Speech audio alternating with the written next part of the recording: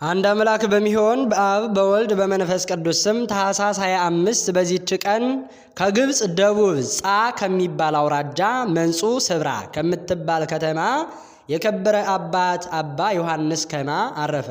የዚህም ቅዱስ ወላጆቹ እግዚአብሔርን የሚፈሩ ምእመናን ከእነርሱም በቀር ልጅ የላቸውም። በዚህም ዓለም በሰርጉ ላይ ደስ ይላቸው ዘንድ ወደው ለሕይዋ ደምግባቷ ያማረ ድንግል ብላቴና ያለ ፈቃዱ አጋቡት። ወደ ጫጉላ ቤትም በሌሊት ገብቶ ዘወትር እንደሚጸልይ ቆመ።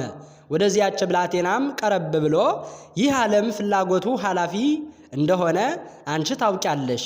ሥጋችንን በንጽሕና ለመጠበቅ እርስ በርሳችን እንስማማ ዘንድ ትፈቅጃለሽን? አላት። እርሷም ወላጆቼ አስገድደው ላንተ አጋቡኝ እንጂ ሥጋዊ ፍትወትን እንዳላሰብኋት ሕያው እግዚአብሔር ምስክሬ ነው። አሁንም እነሆ እግዚአብሔር ልመናዬን ፈጸመልኝ ብላ መለሰችለት። ከዚህ በኋላ ድንግልናቸውን በንጽሕና ይጠብቁ ዘንድ ሁለቱም ተስማምተው በአንድነት በአንድ አልጋ ላይ እየተኙ ብዙ ዘመናት ኖሩ። የእግዚአብሔርም መልአክ ከሰማይ በመውረድ ክንፎቹን አልብሷቸው ያድራል። ከጽድቃቸውም ብዛት የተነሳ ማንም ያልዘራትንና ያልተከላትን የወይን ተክልን እግዚአብሔር በቤታቸው አበቀለ። አድጋ ወጥታ ከቤታቸው ጣሪያ በላይ ተንሳፈፈች። እርሷም የድንግልናቸውን መጠበቅ ታመለክታለች። ይህ ሥራ በሰው ተፈጥሮ ላይ ይከብዳልና ሁለት ወጣቶች በአንድነት የሚተኙ ሆነው ድንግልናቸውን ጠብቀው ሲገኙ ከቶ የፍላጎት ሐሳብ አይነሳምን? እሳትን የሚታቀፍ ሥጋው የማይቃጠል ማን ነው? የእግዚአብሔር ረድኤት የምትጠብቀው ካልሆነች። ወላጆቻቸውም ብዙ ዘመን ሲኖሩ ልጅን እንዳልወለዱ ባዩ ጊዜ ጎልማሶች ስለሆኑ መሰላቸው። ከዚህ በኋላ የከበረ ዮሐንስ ከማ ይህም ካም ማለት ነው እንዲህም አላት፣ እህቴ ሆይ እኔ ወደ አስቄጥስ ገዳም ሂጄ እመነኩስ ዘንድ እሻለሁ፣ ግን ያላንቺ ፈቃድ ምን ማድረግ አይቻለኝም። እርሷም የምትሻውን አድርግ፣ እግዚአብሔርም ከእኔ የተፈታህ ያደርግህ አለችው። ይህንንም ባለችው ጊዜ ወደ ደናግላን ገዳም ወሰዳት። በዚያም መንኩሳ እመምኔት ሆነች። ድንቆች ተአምራቶችንም የምታደርግ ሆነች። እግዚአብሔርንም አገለገለችው። የከበረ ዮሐንስ ከማም ወደ አስቄጥስ ገዳም ይሄድ ዘንድ በወጣ ጊዜ ፊቱ የሚያበራ ሰው ተገለጠለትና ስለ አወጣጡ ጠየቀው። ዮሐንስ ከማም እግዚአብሔር ከፈቀደ እኔ መነኮስም መሆን እሻለሁ አለው። ያም ፊቱ የሚያበራ እንዲህ ብሎ መከረው። ከአባ መቃርስ ገዳም ወደሚኖር ወደ ከበረ አባ ዳሩዲ በዓት ሂደህ በእርሱ ዘንድ ኑር። እርሱም ያመንኩስህ የምንኩስናንም ሥርዓት ያስተምርህ። ያም ፊቱ ብሩህ የሆነ ወደ አባ ዳሩዲ በዓት እስካደረሰው ድረስ እያጽናናው አብሮት ተጓዘ። ይህ አባት አባ ዳሩዲም ተቀብሎ አመነኮሰው። እስከ ዕረፍቱም ጊዜ የምንኩስናን ሕግና ሥርዓት አስተማረው። ከዚህ በኋላ የእግዚአብሔር መልአክ ከአባ ዮሐንስ ሐጺር ገዳም በስተ ምዕራብ ሂዶ ለራሱ ከዚያ ማደሪያ ይሠራ ዘንድ አዘዘው። ወደዚያም በሄደ ጊዜ 300 ሰዎች ወደ እርሱ ተሰበሰቡ። የምንኩስናንም ልብስ አለበሳቸው። ቤተ ክርስቲያንንም ለራሳቸው ማደሪያዎችን ሰሩ። ሥርዓትን፣ ምስጋናን፣ የእመቤታችንን የማርያምን ውዳሴ አስተማራቸው። በአንዲትም ዕለት የእመቤታችን የማርያምን ውዳሴዋን በመንፈቀ ሌሊት ቆመው ሲጸልዩ የከበረ ሐዋርያዊ አትናቴዎስ ተገለጠለትና የረቀቁ ምስጢሮችን ገለጠለት። ከዚያችም ዕለት ወዲህ በሰለስቱ ደቂቅ ጸሎት ፍጻሜ የቅዱስ አትናቴዎስን ስም የሚጠሩ ሆኑ። ከዚያ በኋላ በአንዲት ዕለት እመቤታችን የከበረች ድንግል ማርያም ተገልጣለት ይህች ቦታ ለዘላለሙ የኔ ማደሪያ ናት፣ እኔም ካንተ ጋራ እንደኖርኩ ከልጆችህ ጋራ እኖራለሁ፣ ስሜም በዚህ ገዳም ሲጠራ ይኖራል አለችው። ይህችም ቤተ ክርስቲያን አምላክን በወለደች በእመቤታችን ስም የተሰራች ናትና በላይኛው ግብፅ ገዳማት አሉ። በውስጣቸውም የሚኖሩ መነኮሳት በእርሱ ጥላ ስር መሆን ወደው ወደ እርሳቸው መጥተው የእርሱን ሥርዓተ ማኅበርና ሕግ ያስተምራቸው ዘንድ እየለመኑት ወደ እርሱ መልእክትን ላኩ። እርሱም ከደቀ መዛሙርቱ አንዱን ስሙ ሲኖዳ የሚባለውን ጠርቶ እኔ እስከምመለስ ለመነኮሳቱ ቁምላቸው አለው።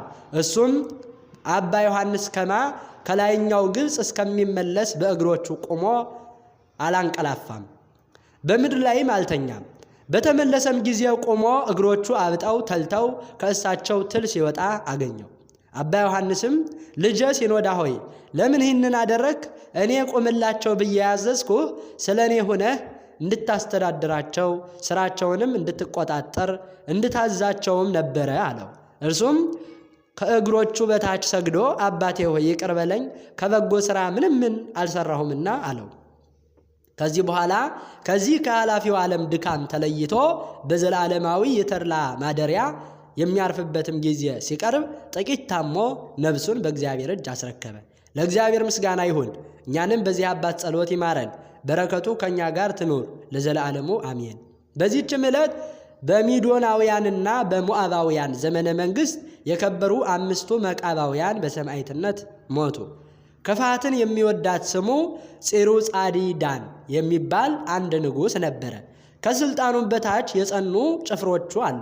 የሚያመልካቸውም 50 በወንዶች 50 በሴቶች አምሳል የተሰሩ ጣዖታት አሉት። በጠዋትና በማታ መሥዋዕትን ያቀርብላቸዋል። ሰዎችንም እንዲሰዉ ያስገድዳቸው ነበረ። ከብንያም ወገንም የሆነ ስሙ መቃቢስ የሚባል አንድ ሰው ነበረ። ለእርሱም መልከ መልካሞች የጸኑ 3 ልጆች አሉት። ከእርሳቸውም ግስላውን እንደ ዶሮ አንቆ የሚገድል አለ። በአንዲት ዓመታትም አንበሳ የሚገድል አለ። በአንድ ጊዜ ሰይፍ መዘዛም በሰልፍ ውስጥ 100 ሰው የሚገድል አለ። እነርሱም ውበትንና ግርማን የተሸለሙ ናቸው። ከሁሉ የሚሻል የልብ ውበትንም እነርሱ የሥጋ ሞትን ያልፈሩ እግዚአብሔርን የሚያመልኩ ናቸውና። ንጉሡም እናንተ አመፀኞች ለአማልክቶቼ እንዴት አትሰግዱም አላቸው። እነሱም በአንድ ቃል እኛ ለረከሱ አማልክቶችህ አንሰግድም፣ እኛንም አንተንም ለፈጠረ ሕዝቡንም በእውነትና በቅንነት ትጠብቅ ዘንድ ላነገሰህ አንተ ግን ቸለል ብለህ ለዘነጋሃው እግዚአብሔር እንሰግዳለን እንጂ ብለው መለሱለት። ከዚህ በኋላ የተራቡ አራዊትን በላያቸው እንዲሰዱ አዘዘ። እነዚህም ለቅዱሳን ሰግደው ተመልሰው ከካህዲያን 75 ሰዎችን ገደሉ። በጭንቅም ወደ ማደሪያቸው መለሷቸው። እሊህንም ቅዱሳን ወደ ወህኒ ቤት ጨመሯቸው። ሌሎችም 2 ወንዶች ወንድማማቾችም መጥተው ከእነርሱ ጋር ተቀላቀሉ። ንጉሡም 5ቱን ወንድማማቾች አይቶ እጅግ ተቆጥቶ ከሚነድ እሳት ውስጥ ይጨምሯቸው ዘንድ አዘዘ። ነፍሳቸውንም በእግዚአብሔር እጅ አስረከቡ። ከዚህ በኋላ የቅዱሳኑን ሥጋ አመድ እስከሚሆን ያቃጥሉ ዘንድ ዳግመኛ አዘዘ። እሳቱ ከቶ አልነካቸውም። ዳግመኛም ከባዶች ደንጊያዎችን ከሥጋቸው ጋር አስረው ከባሕር ውስጥ ያሰጥሟቸው ዘንድ አዘዘ። ባሕሩም አልዋጣቸውም። ለዱር አራዊትና ለሰማይ ወፎች እንዲጥሏቸው አዘዘ። አዕዋፍም ክንፎቻቸውን ጋርደውላቸው 14 ቀኖች ኖሩ። ሥጋቸውም እንደ ፀሐይ አበራ። ከዚህ በኋላ ይቀብራቸው ዘንድ አዘዘ። ከዚህ በኋላ ያንን የእግዚአብሔር ሕግ የዘነጋ ንጉሥ ሌሊት በአልጋው ላይ ተኝቶ ሳለ እሊህ ቅዱሳን ተቆጥተው ሰይፋቸውን መዘው በፊቱ ቆመው ታዩት።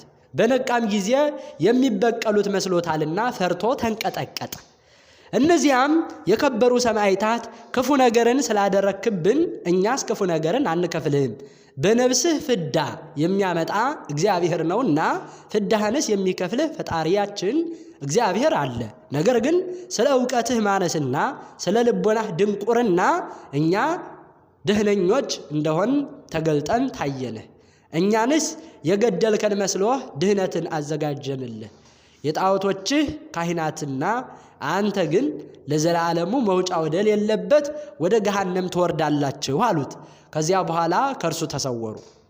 ለእግዚአብሔር ምስጋና ይሁን፣ እኛንም በከበሩ ሰማዕታት ጸሎት ይማረን፣ በረከታቸው ከእኛ ጋር ትኑር ለዘላለሙ በእውነት አሜን።